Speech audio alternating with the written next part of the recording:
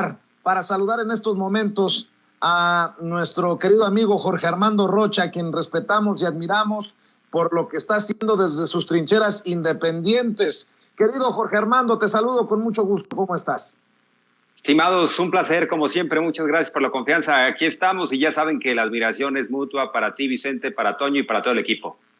Oye, Jorge Armando, ya que Toño menciona lo de la libertad para expresarse, ¿cómo ves el caso? Y perdón que inicie por esto, porque creo que de alguna manera nos tiene el caso de Mel, personajes de la Cuarta Transformación o comunicadores chairos, por llamarlos de alguna manera, han salido a decir que, pues, que no hay que juzgar al comediante, que solo el público tendría pues la facultad de pasarle juicio a un comediante. Yo creo que es un debate muy interesante, como el de la transparencia en los medios de comunicación. ¿Qué es libertad de expresión y qué termina siendo un delito? Incurres en una falta por misoginia, por machismo, por racismo, por homofobia, y creo que no se le puede permitir espacio a esos flagelos, a esos diferentes tipos de cáncer en la sociedad. Esa es mi opinión. ¿Qué piensas tú, Jorge Armando Rocha? Así es, estimado Vicente, coincido. Yo también creo en la amplia libertad de expresión. No me gusta la censura. No estaría yo promoviendo que alguien fuera callado. Sin embargo, la libertad de expresión sí tiene fronteras, sí tiene límites, no es absoluta. Como cualquier otro derecho en la vida pública, no hay derechos absolutos.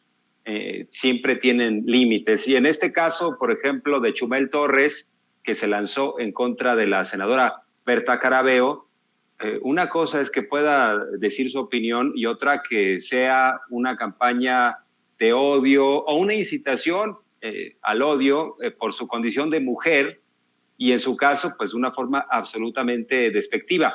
Hay que recordar, en el caso de Chumel Torres, que hay un patrón de comportamiento. En su momento se lanzó en contra del hijo menor de edad del presidente López Obrador, de Jesús Ernesto. ¿Se vale atacar a un menor de edad, por ejemplo, que no forma parte del debate público, que no es funcionario? Pues yo creo que no, y ahí hay un límite a la libertad de expresión. Y en el caso de lo que plantea la ley, pues también es claro, uno no puede atacar a alguien en razón de el género, en razón de su condición social, porque hay quienes son muy clasistas, misóginos, y en ese sentido, pues yo creo que debe haber sanciones. Ahora, ¿qué tipo de sanciones? Yo diría desde disculpas públicas hasta que se metan a cursos. Yo no iría por el tema, por ejemplo, de un asunto punitivo de la cárcel, pero sí que cuando menos se fijen los lineamientos del debate. Ahora que comentabas con Toño este asunto muy importante de que los funcionarios públicos pueden pronunciarse en la revocación de mandato, me parece que es esencial, porque además hay varias diferencias, pero algunos o no entienden las diferencias o hacen como que la Virgen les habla. Por ejemplo, en el caso de Vicente Fox, que hizo campaña abiertamente a favor de Felipe Calderón, era el jefe de Estado y estábamos en un tiempo en donde las redes sociales no tenían una penetración como ahora. El hecho de que el presidente inclinara la balanza en esa circunstancia, pues tenía mucho peso. Y es diferente cuando estamos en un proceso de campaña en donde el presidente no está siendo objeto de la valoración ciudadana.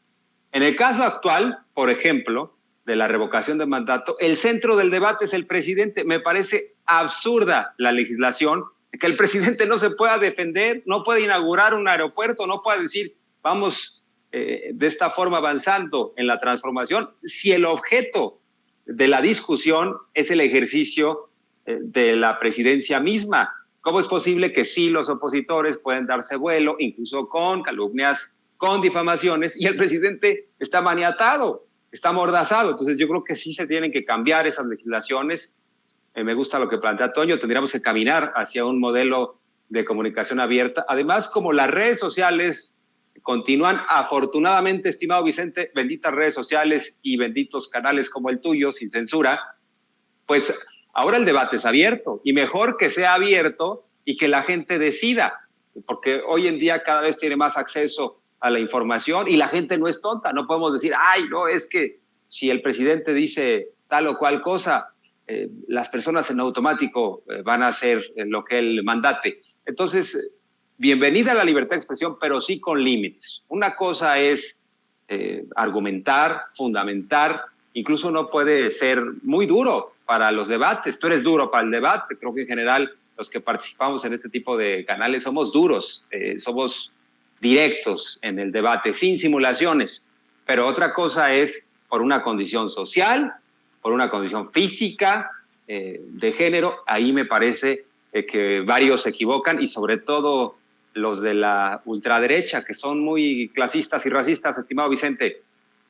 Así es. Oye, hablando de clasistas y racistas, Jorge Armando, qué ridículo este discursito, esta narrativa desde esos que odian a López Obrador por el Aeropuerto Internacional Felipe Ángeles, ¿no? Estamos a días de la inauguración, creo que nos van a acreditar, nos van a aceptar nuestra acreditación para estar ahí en el Aeropuerto Felipe Ángeles de Santa Lucía, pero esos que odian al presidente no solamente dicen que no van a volar de ahí o que es muy complicado llegar, critican hasta que hay figuras de la cultura popular mexicana en los baños, que si el techo parece la Tapo, que por cierto en su momento fue reconocida como una obra muy importante de arquitectura, la central camionera, la Tapo, que si la zona de negocios va a parecer un tianguis, que si hay un mal tino en elegir materiales, colores, puro clasismo, puras tonterías. No, a veces hasta me da penita ajena, Jorge Armando Rocha. Vicente, es que llevan ya prácticamente 3 años tirados al piso, haciendo un tremendo berrinche, particularmente respecto a lo que no fue el aeropuerto de Texcoco, que ya estaba repartido el negocio. Era un gran negocio de largo plazo del peñismo y de quienes se acercaron precisamente a los tomadores de decisión en ese entonces, y bueno, pues hicieron jugosísimos contratos. Obviamente esto ya era otro más de los, podríamos decir, de las ofrendas a la corrupción, ¿no? Entonces, claro que siguen tirados en el piso, no se piensan levantar. Este último berrinche me parece ya absurdo. Ahora salieron con que es muy caro y muy tardado llegar al aeropuerto Felipe Ángeles. Ya se las pusieron bien fácil. Del punto más lejano de Perisur van a salir camiones, 150 pesos. De Indios Verdes, 50 pesos. ¿Qué más quieren? Ya es el absurdo. Están plenamente como niños berrinchudos, inconsolables, porque en el fondo se les cayó un gran negocio. Y bueno, pues destacar que es un aeropuerto de primer nivel, como pocos en el mundo. Además apostaban a que los militares no iban a poder.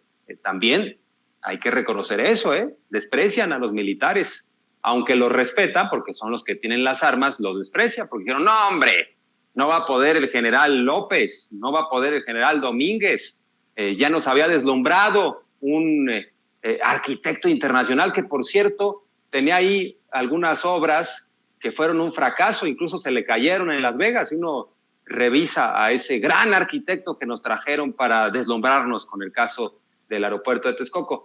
Entonces, en efecto, apostaron al fracaso, dijeron no va a poder despegar un solo avión de ahí porque es muy peligroso, y ahora los mismos que dijeron que no van a utilizar, porque ahí está la contradicción, estimado Vicente. Primero dijeron que no van a utilizar ese aeropuerto, que es una porquería, y los mismos que dicen que no van a utilizar ese aeropuerto se quejan porque va a ser muy caro llegar ahí, que porque va a ser muy tardado. Pues si no lo piensan utilizar, ¿qué más les da, estimado Vicente? Pero ya es el absurdo. Estaba viendo, no lo he leído, pero el que también salió con un colmillo largo y retorcido fue Javier Jiménez Espriu, el exsecretario de Comunicaciones y Transportes, que lanza el libro El nuevo aeropuerto internacional de la Ciudad de México, el pecado original de López Obrador, que revelaría la manera de hacer política pública del presidente. El extitular de la Secretaría de Comunicaciones y Transportes, en este libro, estoy leyendo algunos comentarios, señala que el lago de Texcoco, ahí va para los que siguen defendiendo ese aeropuerto en Texcoco, el lago de Texcoco era el peor sitio, o es el peor sitio para hacer un aeropuerto. Recordó que diferentes expertos calificaron el lago de Texcoco como el peor sitio para el aeropuerto. Esto debido a que la arena de la que está compuesta el suelo, llamada arena virgen, produce un suelo y subsuelo que se mueve de manera aleatoria y no simétrica. Esto quiere decir que no se mueve parejo, por lo que construir ahí una pista implicaba un enorme reto y complejidad. Esto provocó que el costo de las pistas en Texcoco fueran entre 10 y 15 veces mayor que en Santa Lucía por la cimentación compleja que se requería. Pues dándoles todavía más datos, más bases para que entiendan esos que no entienden, aunque parece que por cuestiones ideológicas y por odio a López Obrador nunca van a entender por qué Santa Lucía y no Texcoco, querido Jorge Armando.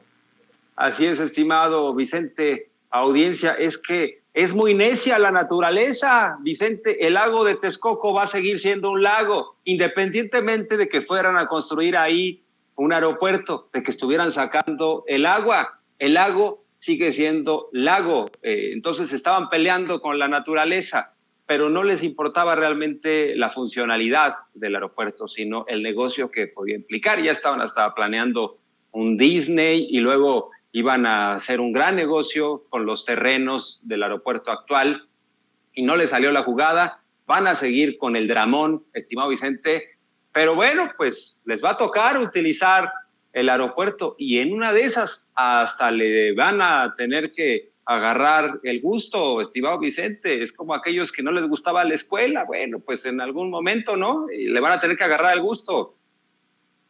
Oye, y leo a Quique Legorreta de nuestro equipo de producción, y por favor, Sandra Cuevas ya va con los ojos tapados a partir de hoy, y por favor también póngale la cintilla en los ojos a Jaime Rodríguez Calderón, el Bronco.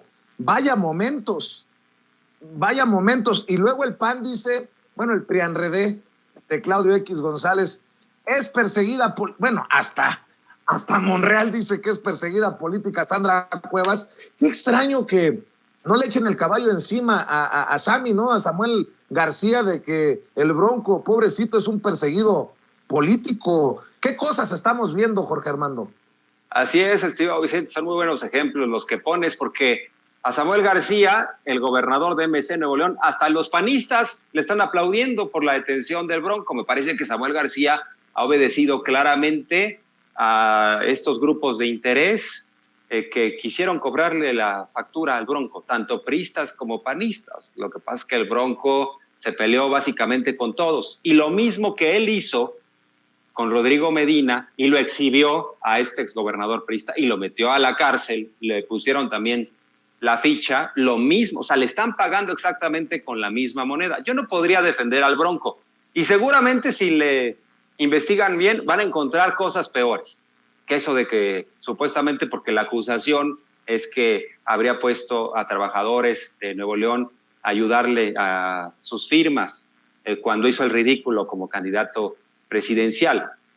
Pero yo creo que para lo que puede hacer un gobernador como el Bronco en funciones, me parece que hasta eso es menor. Pero, a ver, si son delitos claros, que no haya impunidad. Pero obviamente Samuel García tiene una estrategia mediática, quiere quedar bien con la clase política actual en Nuevo León, es decir, se quiere fortalecer. Él que decía que no le gustaba la vieja política, pues está actuando como Salinas, o sea, el tufo salinista está ahí, es el quinazo de Samuel García, porque además, Vicente, no podemos dejar de señalar que la denuncia en contra del Bronco, por la cual está hoy en día en prisión, es de Samuel García como senador. Entonces, ¿hay o no conflicto de interés? Me parece que es clarísimo que sí, porque como senador a Samuel García no lo pelaron y mágicamente ya llega a ser el señor feudal de Nuevo León, el jefe de la fiscalía, y ya procede la denuncia. No me digan que eso no levanta la sospecha. Y bueno, pues claramente Samuel García está por encima de la Fiscalía del Estado de Nuevo León, que me parece peligroso. Ni siquiera se aguantó las formas. Es un niño caprichudo con poder, Samuel García, porque se le adelantó a la Fiscalía, festejó esto como si fuera el goleador en un mundial. Me parece que tendría que guardar las formas y que en todo caso se atropelló el debido proceso. Ahora, que el Bronco, si tiene que quedarse ahí, que se quede los años que sean, por mí, pero no quiero dejar de señalar que no le compro la idea a Samuel García del justiciero. Y la estrategia de Samuel García es posicionarse porque quiere ser candidato presidencial de Movimiento Ciudadano. Hay que recordar que MC ha dicho, nosotros no vamos a ir con Sí por México, es decir, PRI, PAN, PRD, vamos a ir con nuestro propio candidato presidencial. Se le quiere adelantar a Alfaro, a Colosio, no le va a alcanzar para nada a Samuel García, y yo creo que hay alguien mucho más inteligente que Samuel García, y es Dante Delgado, que es perverso. Él va a buscar tener a alguien que tenga cuando menos 5 o 6 puntos porcentuales y negociar después, o sea, hacia el final con la oposición, decir, ay, que decline por ti, Samuel, por ejemplo, y esto les pueda entregar algo a la oposición, aunque no son asuntos aritméticos, no funciona así una campaña, no funciona así las preferencias, pero ellos piensan que sí. Entonces va por ahí el tema de Samuel, y rápidamente lo de Sandra Cuevas me parece que es indefendible, una mujer altanera, autoritaria. Ahí están los antecedentes, Vicente, ahí están los videos, desde que era presidenta de una organización civil que ella creó, pues llegaba ahí muy prepotente con varios funcionarios, se le ha visto ese talante, ¿no? Y ahora, pues es una acusación que proviene de 2 policías auxiliares en su contra, que dicen básicamente que lo citó en la alcaldía Cuauhtémoc, que los retuvieron más de 1 hora, los regañó, porque además ni siquiera es su facultad, porque hay que recordar que en la Ciudad de México hay un mando centralizado, es decir, los alcaldes coadyuvan, pero no tienen una injerencia absoluta en lo que sucede en el tema de seguridad pública. Entonces tendría que coordinarse con ellos, no regañarlos. Los trató de forma muy despectiva, les dijo, yo les pago, o sea, como si fuera su dinero. Es bastante mentirosa, altanera, se le está acusando también de robo porque les habrían quitado ahí sus aparatos para mantenerlos incomunicados. También habría participado, de acuerdo a la narración de los hechos de estos policías, ella habría participado en golpes en su contra. Entonces, ¿qué hacemos, estimado Vicente? Como que no sucedió nada. Eso están defendiendo hoy en día los opositores que ya fueron ahí a acompañar a Sandra Cuevas. Por cierto, el Poder Judicial, que es independiente, una jueza ha determinado que continúe suspendida de sus funciones en tanto se resuelve el asunto de fondo. Pero eso están defendiendo los opositores en la Ciudad de México, que haya impunidad solo por el hecho de ser opositor, si no ya te conviertes en perseguido político. Yo creo que no debería ser así. Entonces están pidiendo un cheque en blanco, están pidiendo impunidad para todos ellos. Pueden hacer y deshacer, pueden ser delincuentes en cualquiera de las alcaldías opositoras, y la Fiscalía de la Ciudad de México no podría meterse porque si no, van a decir que son perseguidos políticos. Pero está pasando algo similar de lo que sucedió con la línea 12 del metro, que fueron a hacer campaña. Me parece que están haciendo ahora campaña los opositores con este asunto de Sandra Cuevas. Dime quién te defiende y te diré quién eres. La defiende Ricardo Monreal. Dice, es mi amiga. Ah, y por cierto, la defiende a pesar de que abiertamente el presidente López Obrador señaló que Sandra Cuevas es mentirosa, porque puso la entrevista que le dio a Milenio, en donde asegura que López Obrador y Sheinbaum desaparecen a periodistas. Yo creo que ni Loret se atreve a decir eso tan claro. Me parece que es una absoluta mentira lo que plantea Sandra Cuevas, manipuladora. es asesorada por Carlos Alarraqui, que dice lo importante para avanzar en la 4T, o más bien contra la 4T, es decir mentiras, mentiras y más mentiras. Yo creo que Carlos Alarraqui es tan buen asesor, es tan hábil como asesor, que hoy en día Sandra Cuevas está suspendida de sus funciones y todavía le está pagando a Alarraqui por esa asesoría. No, pues qué buen asesor, qué buen asesor. O sea, está rompiendo el récord esa alcaldesa de pocos meses y ya está metida en severos líos, y luego salió con esta excusa a Vicente que me parece infantil. A mí me dio mucha risa, en serio, me carcajé cuando escuché que Sandra Cuevas le dijo a Adela Micha, ya en este control de daños, porque primero había dicho que no es cierto que había aventado pelotas con billetes de 500 pesos, después salió huyendo de la Cámara de Diputados cuando reporteros le insistieron sobre el tema, dijo, no voy a hablar de eso, sino de que soy perseguida política. Bueno, me carcajé cuando le dijo a Adela Micha que la verdad fue que ella estuvo muy conmovida porque de forma espontánea llegaron los habitantes de Cuauhtémoc a arroparla, y entre ellos varios niños y niñas, y que resulta que ella tenía en su oficina unas pelotas. O sea, como es común que los alcaldes y alcaldesas guarden ahí pelotas en las oficinas por cualquier cosa, ¿no? Por si se ocupa. Entonces fue y de forma creativa se le ocurrió sacar de su dinero, de su bolsillo, o sea, no de la alcaldía, no le metió mano al dinero del presupuesto, y pegó esos billetes y las pelotas se las aventó a unos niños allá abajo. Y yo digo, sí es cierto, unos niños con bigotito, ya se veían bastante mayorcitos esos niños que tomaron las pelotas con billetes de 500, estimado Vicente. Ay, mi querido Jorge Armando, hoy sí me has hecho reír. Me has hecho reír bastante. Oye, Jorge Armando.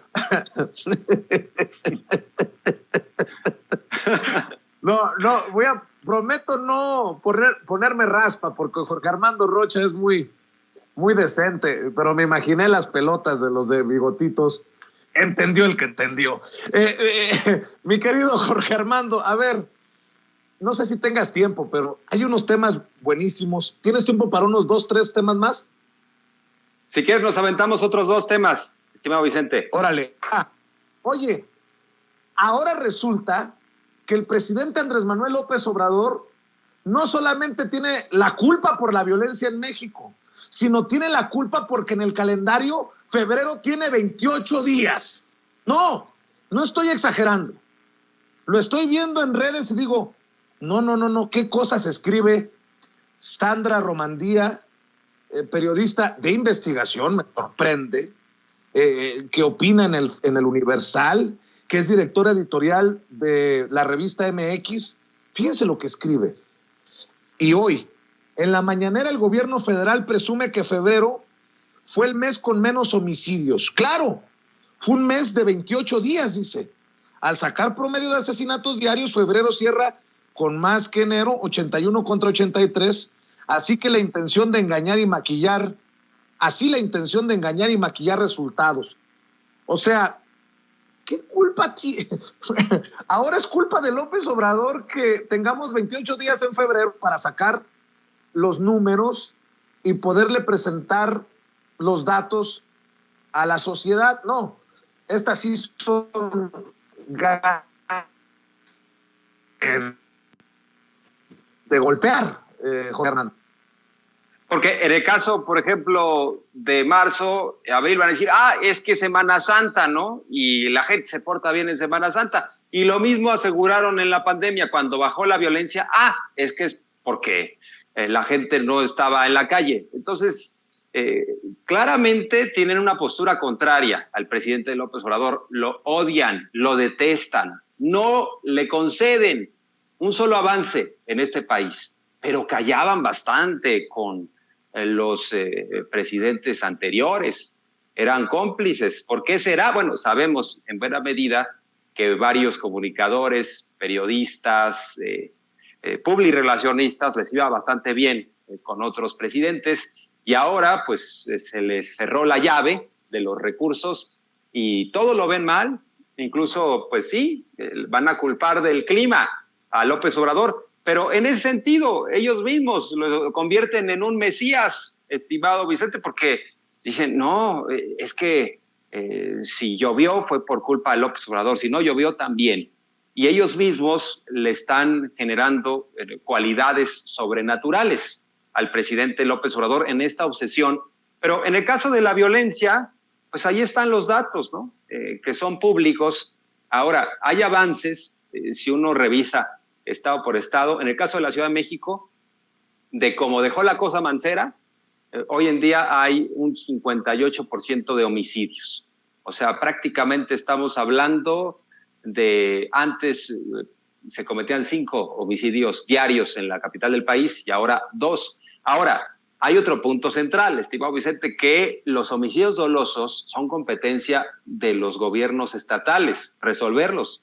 El presidente López Obrador ha decidido en esta estrategia entrarle al quite, pero es un tema, por ejemplo, que tendríamos que revisar. Guanajuato es campeón en homicidios dolosos y nadie dice nada, siendo un estado panista. O sea, voltean hacia otro lado y le quieren adjudicar responsabilidades a López Obrador que desde mi punto de vista pues no le podríamos adjudicar, porque la descomposición, eso está claro, eso lo entiende cualquier estudiante de sociología. La descomposición social, ¿qué te genera? Pues violencia. Nos dejaron un país roto, estimado Vicente, nos dejaron un país sin infraestructura, sin oportunidades para la gente en términos generales, en donde las autoridades pactaban con los delincuentes, como lo reiteró hoy el presidente López Obrador en el caso de García Luna, y todavía le exigen a López Obrador como si llevara ya 30 años en el poder. Son menos de 3 años, estimado Vicente, y quieren que cambie las cosas. Yo no los vi exigir con el mismo rigor ante Peña Nieto, ante Calderón y ante Fox. Yo no vi que le reclamaran a Calderón cuando presumía lo que sucedía en un febrero que tenía 28 días, ¿no? Entonces sí me parece que es absurdo lo que están haciendo. Y para cerrar, ¿de dónde crees que le salió? ¿De dónde crees que le salió a Felipe Calderón tanto interés en el proceso de revocación de mandato? De unos días para acá ha estado tuiteando mucho y retuiteando más sobre precisamente la revocación de mandato. Fíjate que retuiteó un video de Macario Schettino, este economista que se ha convertido en una voz anti-AMLO abiertamente. Y Macario Schettino habla de no participar en la revocación de mandato. ¿Qué te parece si lo vemos y lo escuchamos y ya me das tu opinión? Para todos los amigos que han estado insistiendo en que hay que ir a la revocación y demás, ojalá ya entiendan, de veras, ojalá entiendan que esto no es una cosa menor. Estamos hablando de una actuación del gobierno que está hecha para ratificar a López Obrador, para con ello fortalecerlo y permitir que se mantenga en el poder más tiempo. Mucha gente cree que realmente pueden votar para sacarlo. Eso no va a pasar, eso no va a ocurrir en este ejercicio. No van a ganarle a López Obrador, no hay manera. Está hecho para que ustedes no puedan. Ya les había comentado aquí el artículo de Alejandro Moreno, el encuestador del Financiero, del viernes 4 de marzo, donde explica con toda claridad cómo la pregunta en la elección, tal y como está redactada, le suma más de 10 puntos al señor López Obrador. Entonces, aun cuando estuviera en este momento por debajo del 50%, con la pura pregunta ganaría. Y no está abajo del 50% en la aprobación. Y ustedes, los que quieren que se vaya el señor López Obrador, no tienen estructura para movilizar a 35 millones de mexicanos. Entonces, por favor, ya entiendan que lo que van a hacer asistiendo el 10 de abril a este ejercicio es simplemente fortalecer a López Obrador. Esto no es para que se vaya. Nunca se pensó así y lamento muchísimo que les cueste tanto trabajo entenderlo. Ya no voy a volver sobre este tema, ya hay una emisión especial para eso, ya lo he explicado en todos los foros a los que tengo acceso y bueno, pues el que no quiere entender yo ya no puedo hacer nada. Pues ahora resulta que la pregunta que es producto de la oposición, precisamente, una pregunta hasta de la que se quejó el presidente Andrés Manuel López Obrador, le da 10 puntos de ventaja. No, todo es culpa de López Obrador, pero me llama mucho la atención que anden tan alebrestados con la revocación de mandato, pues no que no les interesaba. Así es, estimado Vicente, y si por ahí tenemos la pregunta, desde mi punto de vista es al revés. La pregunta está orientada a que uno diga por pérdida de confianza que se vaya López Obrador o que siga. Me parece que la vertiente que abre la pregunta en la parte que siga, pues no tiene ninguna argumentación. Simplemente tiene una argumentación la pregunta en lo que hace a que no siga, a que sea revocado. Entonces me parece que hay una orientación, o sea, no es una pregunta neutral, no es una pregunta básica. ¿Quieres que siga o no el presidente López Obrador en la presidencia? Debería ser algo así, muy simple, muy neutral. A ver, estimado Vicente, nosotros los comunicadores somos expertos en preguntar, sabemos cuando estamos tratando de incidir, de inducir una respuesta. Eso nos queda muy claro. Entonces, no es una pregunta, insisto, que vaya orientada a que la gente en automático diga que siga el presidente Andrés Manuel López Obrador. Yo creo que es tanto su enojo que ven las cosas al revés. Pero es interesante lo que plantea Macario Schettino. Dice, es una consulta que va a fortalecer al presidente López Obrador. O sea, no les interesa el ejercicio en sí, la democracia participativa. En el fondo no es un tema, no es una discusión que planteen sobre la necesidad de que haya más democracia y mejores instrumentos para que la gente pueda evaluar el ejercicio del poder, porque sin duda la consulta de revocación de mandato es un instrumento que se va a quedar para futuras generaciones y que si tienen a un presidente o presidenta corrupta puedan detener el ejercicio de su administración. Me parece que eso tendrían que estar diciendo en lugar de estar atacando al ejercicio en sí mismo. Pero cuando ellos mismos plantean que no hay que ir porque el presidente está alto en la aceptación y va a fortalecer este ejercicio al presidente, lo que nos están sugiriendo en contraparte es que si el presidente López Obrador estuviera débil en su imagen, estarían convocando a participar. El problema es que está fuerte en la aceptación. Si fuera débil, estarían diciendo, piensa en tus hijos, piensa en las generaciones, hoy por mí, mañana por ti, participa, es momento de mantenernos unidos. Nunca más un México en donde alguien nos divida. Estarían llamando a la participación. No es un tema de que les interese la democracia participativa, les interesa los resultados a los cuales quieren llegar. Y me hace pensar en lo que planteó hace algunas semanas o meses el padre ideológico del conservadurismo en Hispanoamérica. Yo diría que es Mario Vargas Llosa. Él dijo, no es importante la democracia, lo más importante es que la gente no se equivoque. O sea, de alguna manera, ellos toleran estos sistemas autoritarios siempre y cuando sean presidentes que les facilitan las cosas. Bueno, lo dijo, o no lo recordamos, estimado Vicente, Enrique Krause dijo, ¿quién iba a pensar que yo iba a extrañar, aunque fuera moderadamente, la dictadura perfecta, ¿no? A la que se refirió Vargas Llosa, el sistema priista? Eso añoran, eso extrañan, porque les interesa lo que a ellos les beneficia en particular, no lo que le beneficia a las mayorías. No son demócratas, estimado Vicente. Con eso concluiría. Pues no, no son demócratas. Mi querido Jorge Armando Rocha, hay que pedirle a la audiencia de Sin Censura que se sume a tu canal, que te siga en redes sociales, que esté al pendiente de tus trincheras. Así es, estimado Vicente. En Twitter estoy como @RochaPeriodista y estamos en comunicación permanente. Muchas gracias por la confianza. Y en YouTube me encuentran como Jorge Armando Rocha o Jorge Armando Rocha Periodista. Ahí estamos. Y estimado Vicente, pues un placer. Ya sabes que gozo mucho conversar contigo, con la audiencia de Sin Censura. Y aquí estamos. En el camino andamos, estimado Vicente. Fuerte abrazo.